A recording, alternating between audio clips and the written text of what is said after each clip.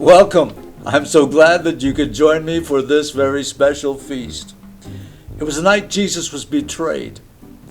He had wanted to eat the Passover with his disciples. And so preparations were made.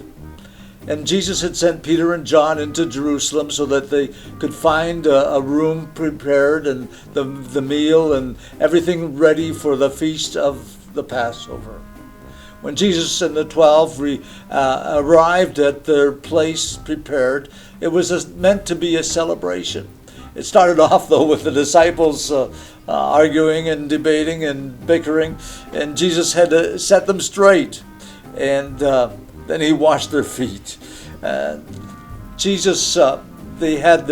12, they ate their meal together, and then Jesus would have instituted what we know as the Lord's Supper. He would have taught a great message from John 14 and 15 and 16.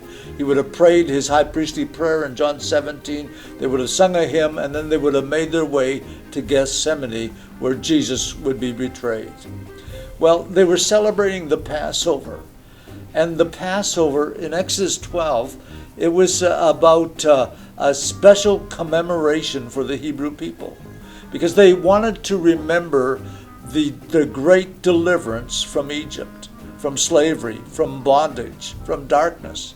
And they wanted to remember what God had done for them. And so on the 14th day of Nisan, the first month of the year, they slaughtered a lamb of 1 year, a male without blemish. The twilight, they slaughtered the lamb, and then they would take the blood. And as they took the blood, they would apply it to the tops and the side posts of the door frame. And it was there so that when the angel of death would come through Egypt to slay the firstborn of people and of animals, he would pass over their house when he saw the blood. And that's where we get the name Passover, as the angel of death passed over the homes where the blood was applied. Well, they would have a meal together, and they would eat it in haste. They would eat it with their cloak tucked into their belts, and their sandals on their feet, and their staff in their hand. And their meal was bitter herbs, and unleavened bread, and roast lamb, and the wine that they would take to nourish them and strengthen them for the journey that was ahead. Well, when Jesus was eating the Passover with his disciples, when he finished, he instituted what we know as the Lord's Supper. He took the bread and he broke it, and he gave it to his disciples, and he said, "This is my body, which is given for you. Take it and eat it in remembrance of me." And then at the end of the meal, he took the cup, and he spoke of his blood, which was shed for many for the remission of sins. And he said, "Take the cup and drink it in remembrance of me. And as often as you eat this bread and drink this cup, you show the Lord's death until he comes."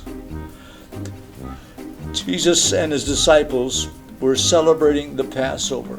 They wanted to celebrate God's great provision of deliverance, freedom from bondage, freedom from slavery, freedom to become new persons, a new people.